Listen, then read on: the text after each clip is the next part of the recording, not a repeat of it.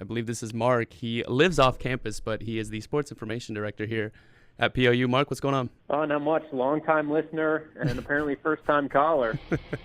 It is about I think time. everybody has to say that, right? Even if you're not a first-time caller. Well, whatever you'd like to do. What do you want to talk about today?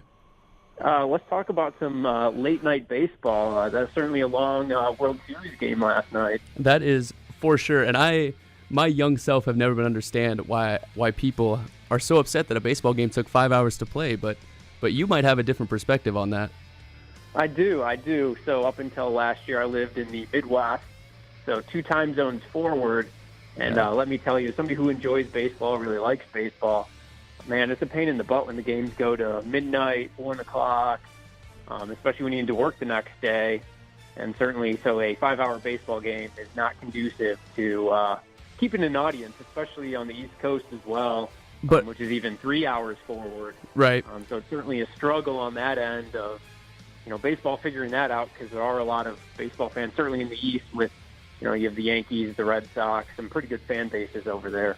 I think, even with a game that was as entertaining as last night's Game 5 was, you think that there was you would assume that there was a significant drop-off between, people who were forced to stay up until the wee hours of the morning to consume that baseball game last night. You think Yeah, go for it. Oh, absolutely, especially when, both of those teams aren't on the East Coast. Right. As somebody, if the Milwaukee Brewers were on, I'd certainly stay up till 4 or 5 a.m. in the morning if I had to, especially since they've never been to the World Series in my lifetime. But as a casual observer to these teams you don't have a tie to, it would behoove Major League Baseball to figure out ways to maybe end contests before midnight on the East Coast. Do you have a suggestion for what would be a quick fix or a positive fix to extra inning situations in Major League Baseball? Well, the one thing I will say is, going back a long time ago, they used to play a lot more of these World Series games during the day. That's certainly one solution, especially on a Sunday. I get they don't necessarily want to go head-to-head with NFL football. Right. As that certainly has taken over as king of America, even though they still call it America's pastime. I think that would help of playing some day games, especially like, Friday afternoons, things like that. In terms of actually speeding up the game, I don't know. I mean, unless you want to get really radical and say we're playing 7-inning baseball games, which I'm not necessarily opposed to from a fan perspective, especially in the regular season. It is an interesting dilemma. Mark, I'm going to have to let you go real quick and open up the phone line for maybe another listener to call in. Perfect. Sounds good. Thank you so much for your call. I really appreciate it. Call back later if you want to. Will do. All right. See you around. So Mark brings up an interesting point that baseball needs to find a way to speed up the game, because you think about last night's game between the Astros and the Dodgers, it only went 1 extra inning. That game ended in the 10th inning. All right, we got another caller calling in, wants to talk some more World Series. This is Thomas from off campus. Thomas, what's up, man? Hey, man, what's going on? So what are your thoughts on the World Series? Well, I'm kind of taking the old curmudgeon approach here, and that is, it's just not baseball to watch 22 home runs get hit in the World Series. It's a record. We got at least 1 more game, probably 2 more games to go. Right. So that record is just going to be pushed totally out of reach.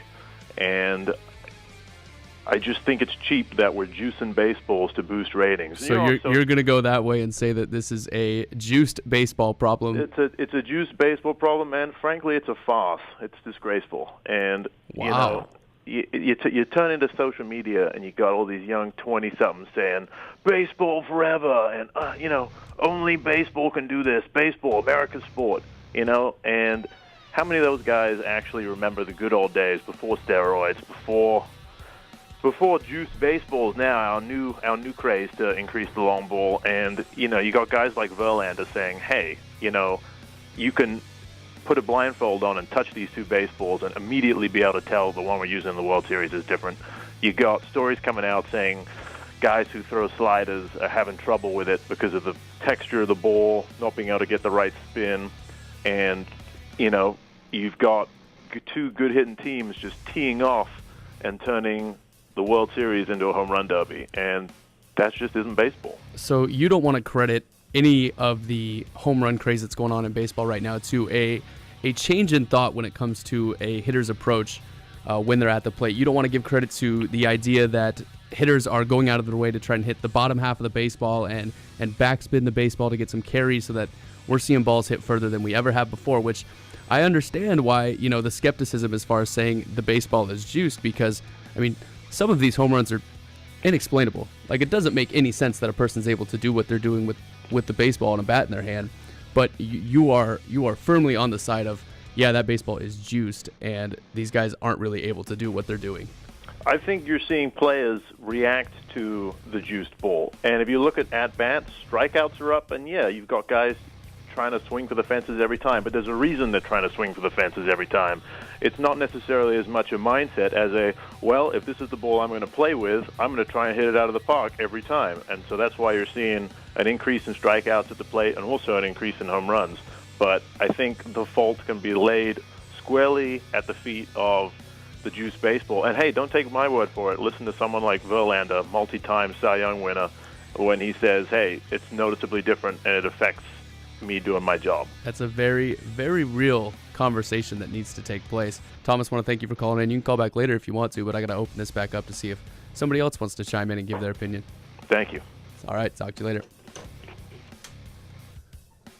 So again, another interesting kind of angle as far as this World Series has gone about trying to figure out, what the deal is. There's been 22 home runs hit through the first 5 games of the series. It's the most ever in a World Series, and it does bring the question, why are players hitting so many home runs? And you could talk about, as I mentioned, the philosophical difference of hitters at the plate trying to get underneath and backspin a baseball to see if it could get some carry and hit it out of the yard.